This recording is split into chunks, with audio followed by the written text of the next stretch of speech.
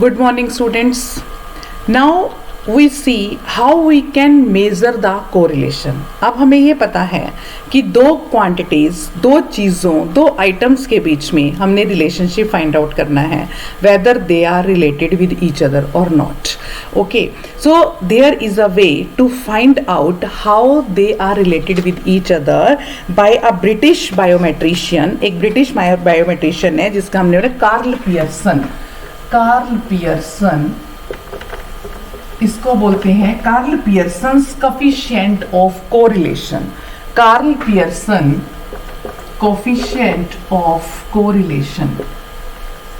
ठीक है, a British biometrician developed a formula for the correlation coefficient. ठीक है, अब कोरिलेशन कोफिशिएंट से हम फाइंड आउट कर सकते हैं कि कितना वो रिलेटेड हैं, कितना मेजर, कितने स्ट्रांगली और weakly they are related with each other.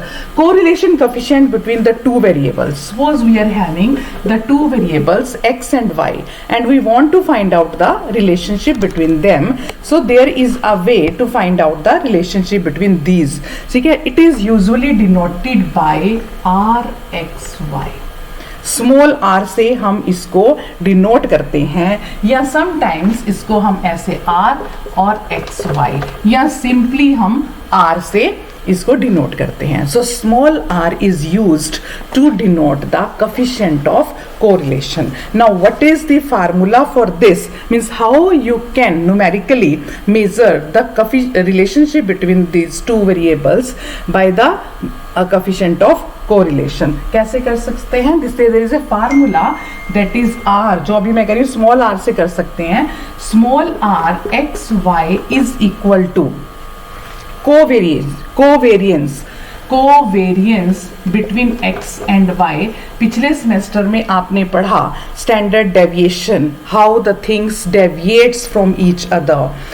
What is standard deviation, what is variation. ठीक है, व्हाट इज वेरिएंस और वेरिएशन और कोवेरियंस. कितना वेरिएशन है दो चीजों के बीच में, दैट इज कोवेरिएशन. तो कोवेरियंस को मेजर करने का फार्मूला हमें पता है, और न्यूमरेटर में आ जाएगा covariance between the two variables x and y divided by sigma x sigma y. Now students, you know what is this sigma, what is this sigma y. Sigma x से हमारा क्या मतलब हुआ? Standard deviation among the x values, standard deviation among the y values, and covariance between the x and y. So this is the formula to find out coefficient of correlation between the two variables x and y. So this formula is used for this. Now for this we should know about what is covariance between x and y, what is the standard deviation of x, what is the standard deviation of y. Now in the previous semester we learn about the expected values, expectations between the x values and expectations between the y values. Using those expectations we can find out this standard deviation and covariance. When we learn about this covariance and standard deviation, we will be able to find out the coefficient of correlation, and later on I'll tell you what is the range of this small r. So let's have a covariation and sigma x and sigma y formula so that we are be able to. मेरे पास अभी board इतना है तो मैं यहाँ पर इसे रब करके लिख रही हूँ. ठीक है, इस बोर्ड को आप यहीं से समझें थोड़ा सा. ठीक है, देखो इसका covariance of x and y क्या है? Covariance of x and y is equal to, what is covariance of x and y? This is the expected value.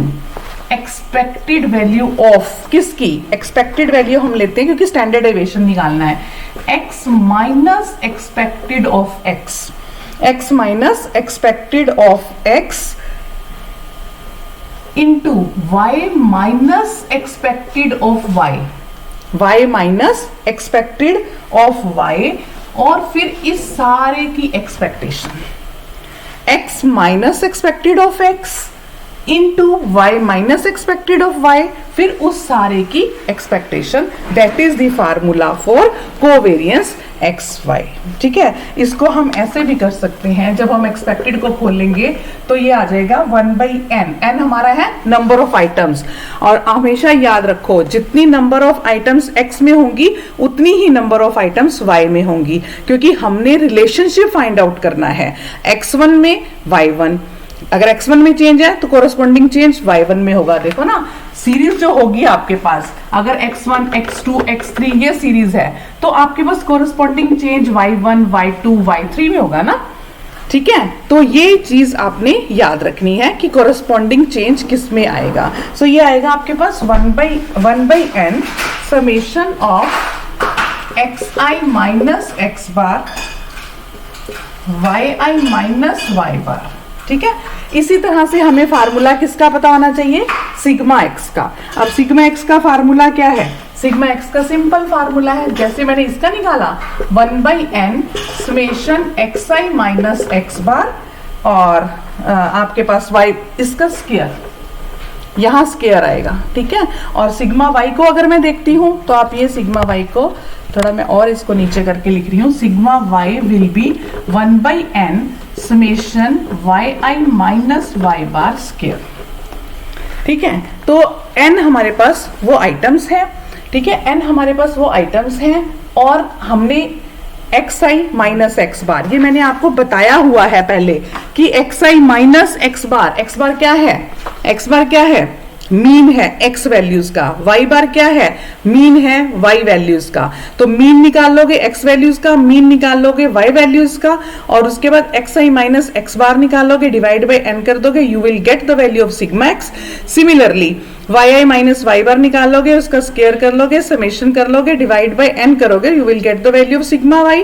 दोनों को मल्टीप्लाई करोगे तो आपके पास डिनोमिनेटर आ जाएगा, और अगर आप दोनों को मल्टीप्लाई करते हो तो कोवेरियंस आ जाएगा। ठीक है, हम इसका एक न्यूमेरिकल भी करेंगे अपने नेक्स्ट लेक्चर में, अभी हम सिर्फ इसके बारे में इतना करेंगे। अभी मैं आपको ये भी बता दूं ये कौन सा चैप्टर है, you have to follow the book fundamental of statistics by S.C. Gupta and V.K. Kapoor, chapter number 10, that is correlation. Okay, so अभी मैंने जो कवर किया है आपका आर्टिकल 10.1, 10.2, 10.3, 10.4।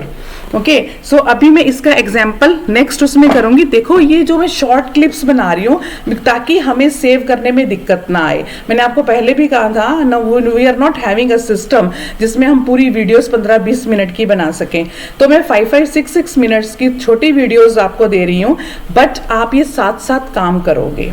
ओके, इसका न्यूमेरिकल हम नेक्स्ट उसमें करेंगे, नेक्स्ट लेक्चर में अभी करेंगे कि कैसे हम स्मॉल r की वैल्यू को फाइंड आउट करेंगे, कैसे कोवेरियंस फाइंड आउट करना है, कैसे स्टैंडर्ड डेविएशन फाइंड आउट करना है, और what is the range of this small r। Okay, small r की रेंज है, और उस रेंज से हमें पता चलता है कि how the variables are strongly related और weakly related. Yes, we can say that there is no correlation between the, अगर ये r की वैल्यू 0 आ जाए तो हम कहेंगे कि there is no relationship between the two variables. So we will do this in the next.